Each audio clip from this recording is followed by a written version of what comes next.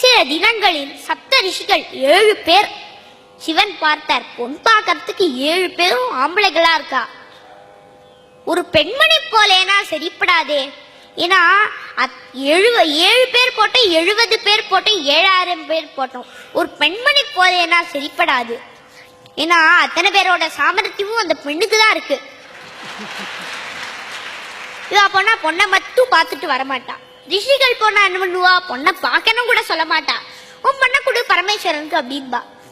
ஆனா மாமி போனா என்ன பண்ணுவா தெரியுமா, தலைய அழகா வாரின்னு இருப்போம், அதை ஒரு தரம் தொட்டு பாப்பா, கன்னத்தை தொட்டு பாப்பா, அவளை சிரிக்க சொல்லி பாப்பா. ஏன்னா பல்லெல்லாம் நல்லா இருக்கான்னு பார்க்கணுமா. அதுக்காக அந்த பொண்ணு மரியாதையா சிரிக்காத இருக்கும். எதையா சொல்லி சிரிக்க வச்சுட்டு பொண்ணுக்கு பல்லெல்லாம் நல்லா இருக்கு அப்படின்னு சொல்லணுமா.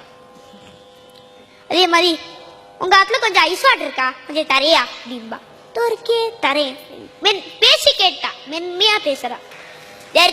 தரே அப்படின்னு சொல்லல, மென்மையா பேசுறா. அதே மாதிரி பொண்ணு நடக்கும்போது நல்லா நடக்கிறாளா, தாண்டி தாண்டி குச்சின்னு போறாளா, அத ஒரு தரம் பார்த்துப்பாளாம். அதுக்கப்புறம் பாட சொல்லி கேட்பாளாம். அதோட நிறுத்தின்றுவா, ஆடு ஓடுன்னு சொல்ல மாட்டா, பாட சொல்லி கேட்பாளாம். இதெல்லாம் பொம்மநாட்டிக்கு தான் தெரியும். அதனால அவர் சிவன் பார்த்தார். இந்த 7 பேர்ல வசிஷ்ட மாமுனி, அதில் அந்த வசிஷ்டரோட மனைவி அருந்ததி அழிச்சுன்னு போங்க அப்படின்னு சொல்லிட்டார். இந்த 7 பேரோட ஒரு மாமி பரப்பிட்டு வந்து பார்வதியை பரமேஸ்வரனுக்கு நிச்சயம் பண்ணிட்டா. ஹிமவானுக்கு என்ன கசக்கிறதா, கைலாசநாதனுக்கு பொண்ணை கொடுக்கறதுக்கு சந்தோஷம் தந்துடுறேன் அப்படின்னு சொல்லிட்டார். ஆனா கொஞ்சம் அந்த மேனா மாமி மட்டும் அருந்ததி மாமி கிட்ட கேட்டா, பரமேஸ்வரன் ருத்ரனோ கோவந்துருமோ அவருக்கு சீக்கிரம் என்றார். அதெல்லாம் ஒன்றும் இல்லையே, இன்னும் யமனை உதச்சார் காமனை எரிச்சார்லாம் சொல்றாடே, அதெல்லாம் உண்மையா? அதெல்லாம் இல்லம்மா, அதெல்லாம் நினைச்சுட்டு இருக்காதீங்கோ, எல்லாம் ஒரு காரிய காரணத்தினால நடந்தது.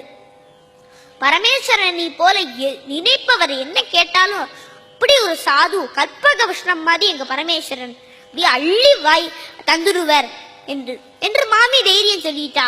அப்படியா, பேஷா பொண்ணு தந்துடுறேன் அப்படின்னு சொல்லிட்டா. சில தினங்களில் ஹிமவானுடைய நகரம் பரம கோலாகலமா அலங்கரித்தார்கள். இந்திரலோகம் மாதிரி ஜில் ஜிலின் ஒயிட் வாஷ் பெயிண்ட் எல்லாம் அடிச்சு காட்சி தந்தது. பகவான் மாப்பிள்ளை கோலத்தில் வருகிறார்.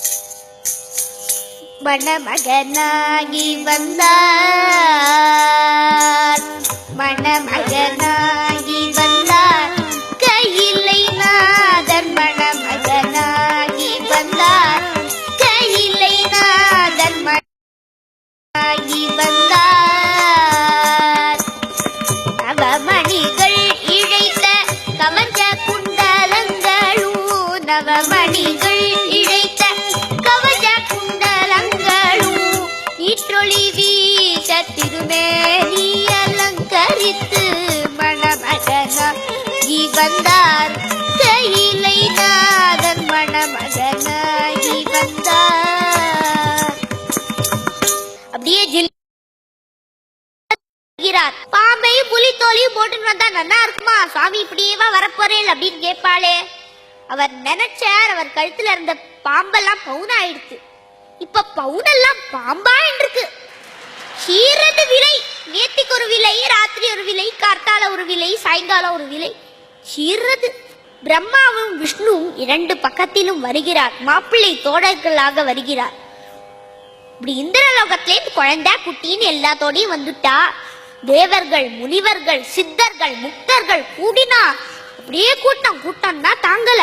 எறும்புலேன்னு வந்துட்டா. ஏன்னா எல்லாருக்கும் அவ அம்மா வல்லியோ, எல்லாரும் வந்துட்டு வடக்கு பூமி பாரம் தாங்காலம் சரசர சர என கீழே தாழ்ந்தது. தெற்குல மேல தூக்கிட்டு எல்லாரும் பார்த்தா, ஆஹா நாங்க இந்த தெய்வீக கல்யாணத்தை பார்க்கணும் வந்திருக்கோமே, பல காலங்கள் நாங்க செய்த தபசி பலிக்க போறதே, இந்த நேரத்தில் இப்படி ஒரு உபத்து நிகழறதே. ஜெய ஜெய சங்கர ஹர ஹர சங்கர, ஜெய ஜெய சங்கர ஹர ஹர சங்கர.